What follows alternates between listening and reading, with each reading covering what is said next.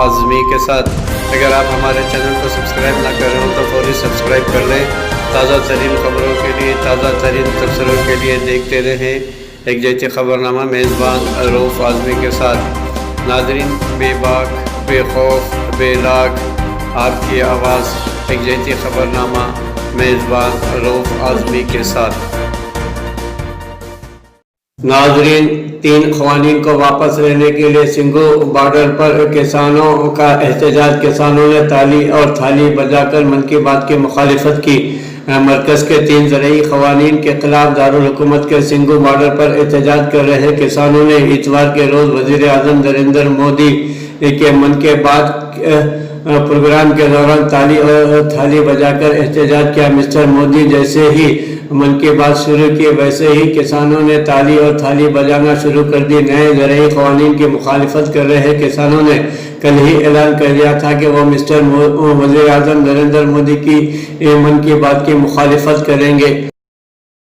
नाज़रीन, हिंदुस्तान 326 रन पर और 131 रन की पेश कीमती सबकत। हिंदुस्तान ने कप्तान जन्किया रहाणे के 112 सेंचुरी और ऑलराउंड रविंद्र जडेजा की 57 निस्फ सेंचुरी की मदद से ऑस्ट्रेलिया के खिलाफ दूसरे बॉक्सिंग डे टेस्ट के तीसरे दिन पीर को पहली इनिंग्स में 326 रन्स बनाए और बेश कीमती 131 रन की सबकत हासिल कर ली। हिंदुस्तान ने तीसरे दिन 5 विकेट पर 273 रन पर खेलना शुरू किया और इनकी इनिंग्स 115.1 ओवर्स में 326 रन पर आउट हो गई। कप्तान अजिंक्य रहाणे ने 104 नॉट आउट की जिम्मेदारी कप्तान वाली सेंचुरी और इनके all-round Ravindra Jadeja 40 not out के साथ छठे विकेट के लिए 104 रन की नॉट आउट शराकत जारी की बदौलत हिंदुस्तान ने ऑस्ट्रेलिया के खिलाफ दूसरे बॉक्सिंग डे टेस्ट के दूसरे दिन इतवार को 5 विकेट पर 277 रन बनाकर पहली इनिंग्स में 82 रन की अहम बढ़तरी हासिल कर ली। नाज़रीन, ज़रई क़ानून को मनसूख कराने के लिए किसान 1 जनवरी 2021 से सुनो ध्यान सरगर्म रहेंगे।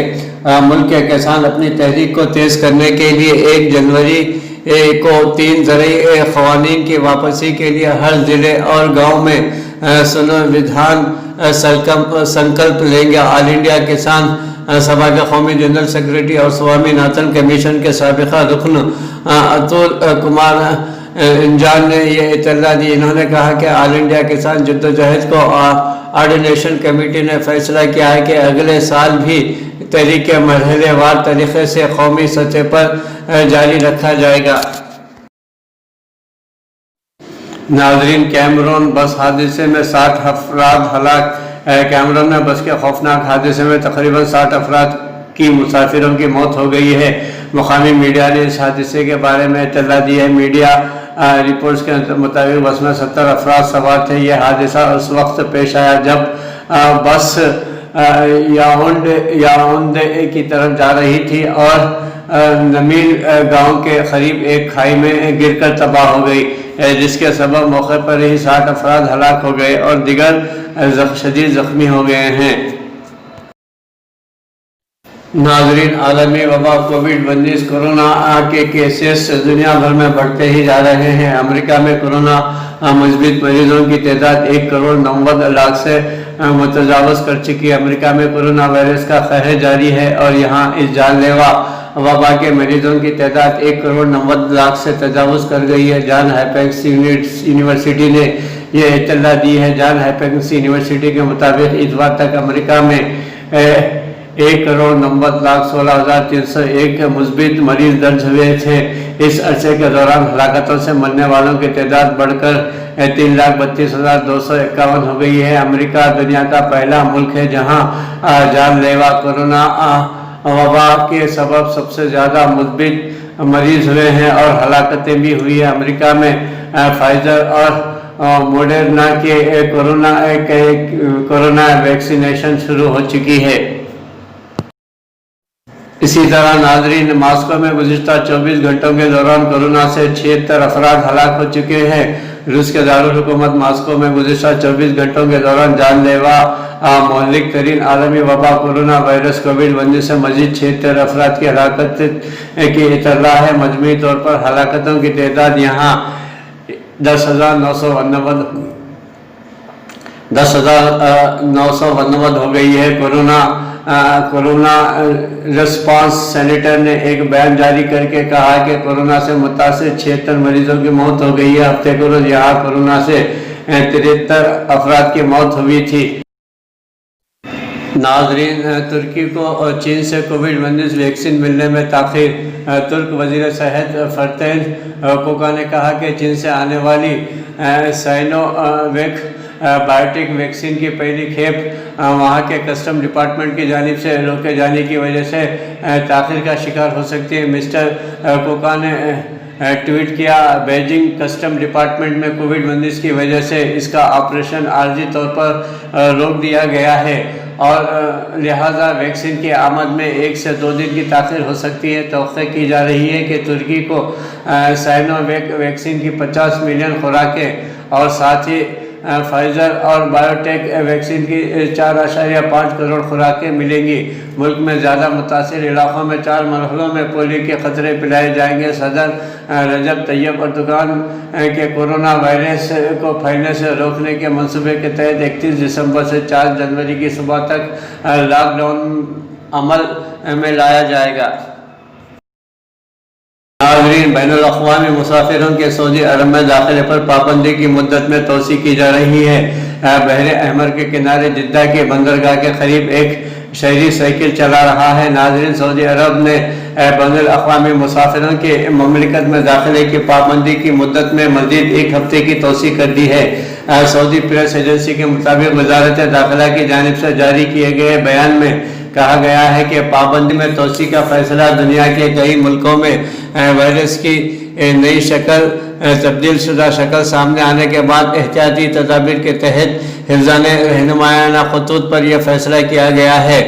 بیان میں کہا گیا ہے کہ بعض غیر معمولی مثبت مریضوں میں استثناء بھی ہوگا، جبکہ غیر ملکی شہریوں کو سعودی عرب سے واپس جانے کی بھی اجازت ہوگی۔ ناظرین، وزارت داخلہ نے کہا ہے کہ موجودہ صورتحال کا جائزہ لیا جا رہا ہے اور اگر ضروری ہوا تو سفری پابندیوں کی مدت میں مزید توسیع بھی کی جا سکتی ہے۔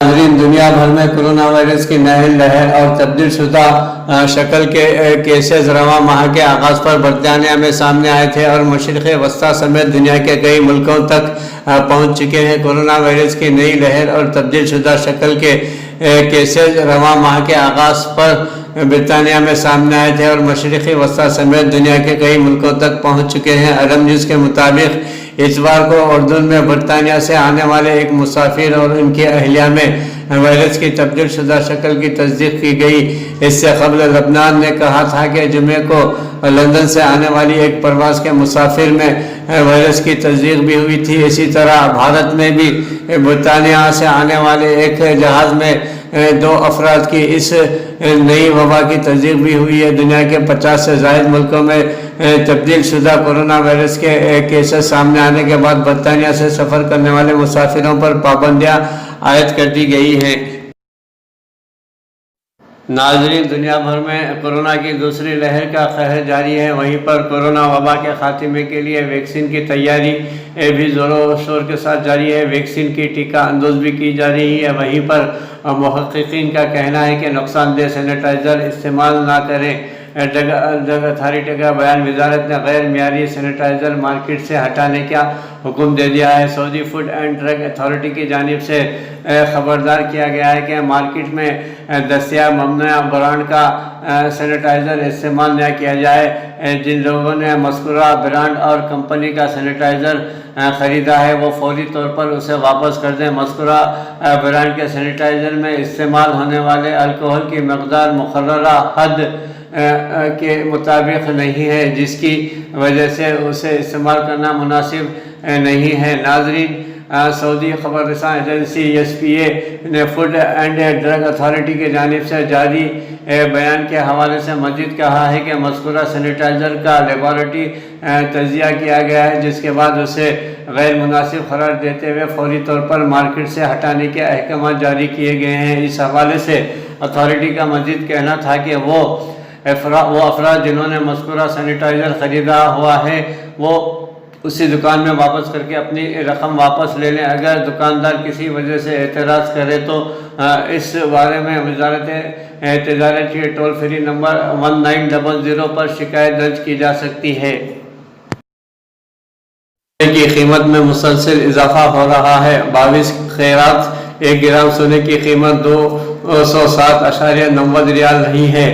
سعودی عرب میں اتوار کو سونے کی نرخوں میں معمولی اضافہ ہوا ہے، جو 20 کیرٹ 1 گرام سونے کی قیمت 226.89 ریال رہی ہے، جبکہ ہفتے کو قیمت 225.20 ریال تھی۔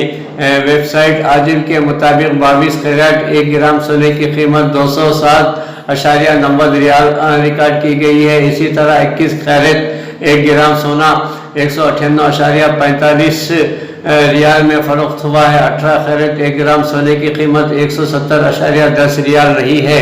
گولڈ مارکیٹ ذرائع کا کہنا ہے کہ اتوار کو 1 اونس سونے کی قیمت 7,053 ریال رہی ہے، جبکہ 1 کلو سونے کی قیمت 2,26,794 ریال ریکارڈ کی گئی ہے۔ ناظرین، بحر احمر میں حوثیوں کی جانب سے بچھائی گئی 4 سرنگیں تباہ کر دی گئی ہے۔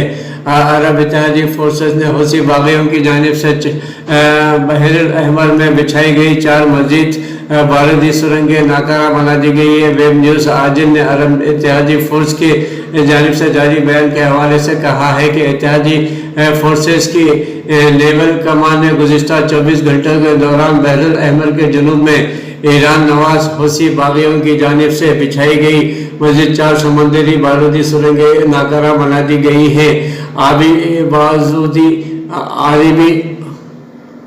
آبی بارودی سرنگیں صدف جو کہ ایرانی ساختہ ہیں، واضح رہے 2 روز قبل ایک مال برادر جہاز حوثیوں کی بچھائی گئی سمندری بارودی سرنگ سے ٹکرا گیا تھا، جس سے جہاز کا اگلا حصہ متاثر ہوا تھا۔ اس حوالے سے اتحادی فورسز کے ترجمان بریگیڈیئر ترکی المالکی کی جانب سے جاری سابق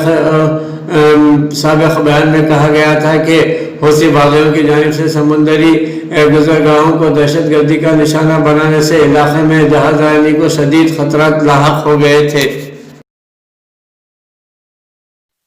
ناظرین، بلوچستان میں FC چیک پوسٹ پر حملہ، 7 سپاہی ہلاک۔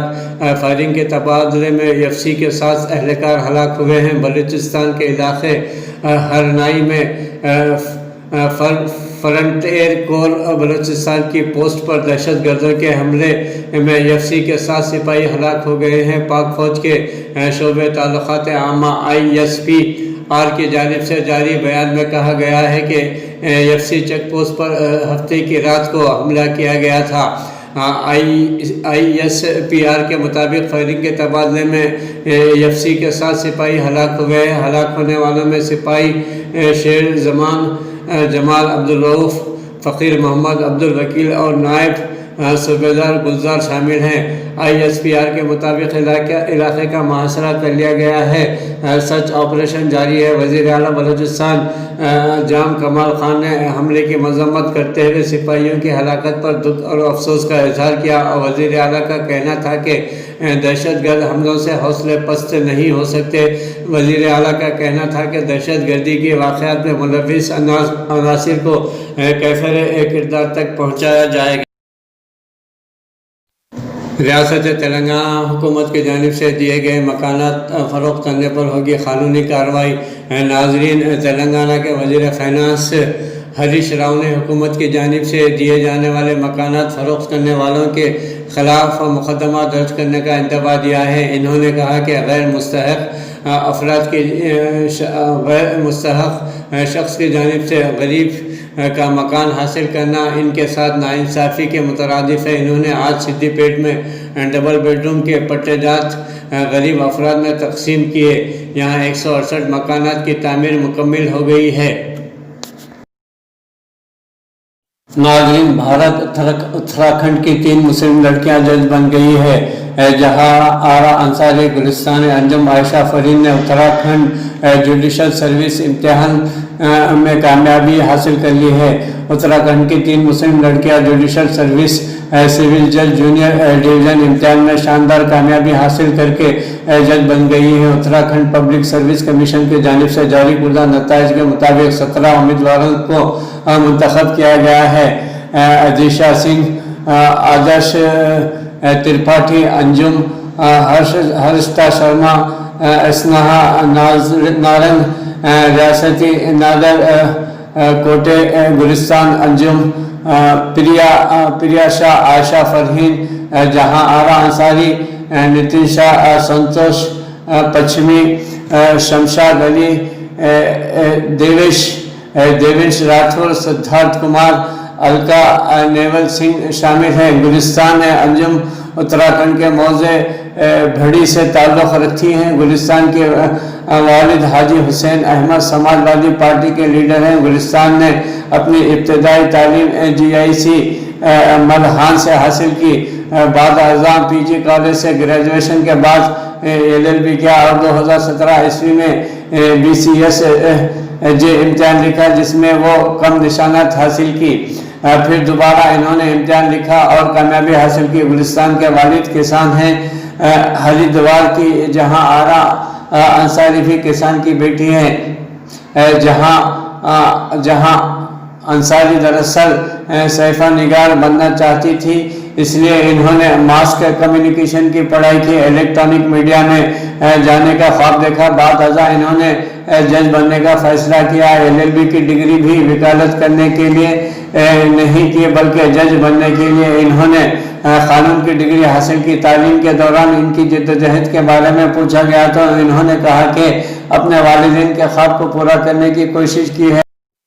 اپنی کامیابی پر بہت خوش دکھائی دینے والی جہاں آرا انصاری بہت سادہ مزاج اور ذہین معلوم ہوتی ہے۔ انہیں اپنے ملک پر فخر ہے۔ سرکاری اسکول میں تعلیم حاصل کرنے کے بعد انہوں نے سرکاری کالج سے انٹر کیا۔